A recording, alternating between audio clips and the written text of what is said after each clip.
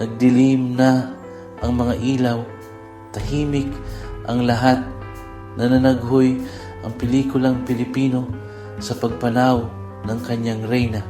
Si Gloria Romero ang nagniningning na bituin na nagbigay liwanag sa ating mga sinehan sa loob ng maraming henerasyon ay nagbigay na ng kanyang huling pagtatanghal. Noong Enero 25, 2025, sa edad na 71, sumakabilang buhay na si Gloria Borrego Gala, ang babaeng kilala natin bilang si Gloria Romero. Ang balita na kinumpirma ng kanyang anak na si Marites Gutierrez ay gumulat sa buong bansa. Dumagsa ang kalungkutan sa social media. Ibinahagi ng mga tagahanga ang kanilang mga paboritong sandali kasama si Gloria Romero. Bawat alaala ay isang mahalagang hiyas sa kanyang pamana. Mabigat ang balita, parang personal na nawalan. Si Gloria Romero ay higit pa sa isang artista. Isa siyang kayamanan ng bansa. Para siyang kapamilya. Nanahanan sa tatabal, pertasurin pamamaalam. Ang lamay, isang solemne na okasyon ay gaganapin sa Arlington Memorial Chapel, Hall A, sa Araneta Avenue, Quezon City.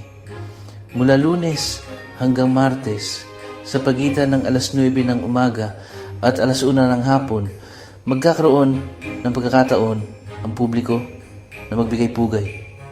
Pipila ang mga tagahanga. Mabibigat ang kanilang mga puso sa kalungkutan para makita sa huling sulyap ang kanilang minamahal na idolo. Magkakaroon ng mga luha, pagbabahagi ng mga alaala at mga bulong na panalangin. Mabigat ang hangin sa kalungkutan, ngunit mayroon ding malalim na pasasalamat. Hindi masukat ang naiambag ni Gloria Romero sa pelikulang Pilipino. Isa siyang tagapanguna, tagapagtakda ng uso, isang tunay na idolo. Umabot ng ilang dekada ang kanyang karera, nasaksihan niya ang pag-unlad ng sine Pilipino at nanatili siyang minamahal sa lahat ng panahon.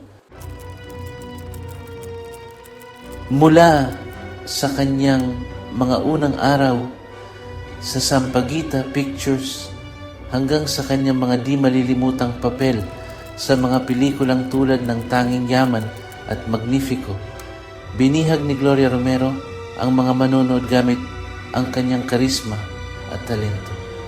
Maaari siyang maging matapang o nakakatawa, madrama o magaan, palaging nakabibighani, palaging tapat sa kanyang sining. Nakipagsabayan siya sa pinakamalalaking bituin ng pelikulang Pilipino at nag-iwan ng di matitinag na marka sa bawat proyektong kanyang ginawa. Sinundan siya ng mga parangal at pagkilala. Patunay ng kanyang hindi maikakailang talento. Ngunit higit pa sa mga parangal, ang pagmamahal ng mga tao ang pinakamahalaga sa kanya.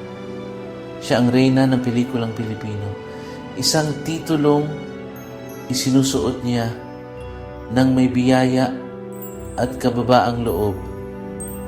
Ang kanyang dedikasyon sa kanyang sining, ang kanyang profesionalismo, at ang kanyang tunay na pagmamahal sa kanyang mga tagahanga ang nagbigay inspirasyon sa maraming henerasyon ng mga artista.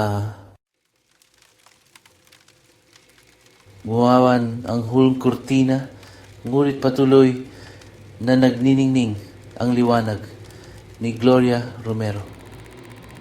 Mananatili ang kanyang mga pelikula, magbibigay ng aliw, libangan at isang sulyap sa ginintuang panahon ng pelikulang Pilipino.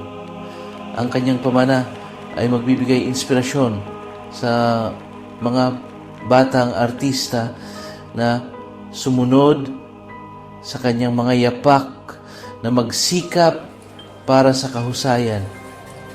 At laging tandaan ang kapangyarihan ng pagkukwento. Bagamat wala na siya, hindi siya malilimutan. Ang kanyang tawa, ang kanyang luha, ang kanyang mga di malilimutang pagganap. Ang mga ito ay mananatili sa ating mga puso. Sumakati ka sa kapayapaan. Gloria Romero. Ang iyong liwanag ay magpakailanman na magliliwanag sa pilak na tabing.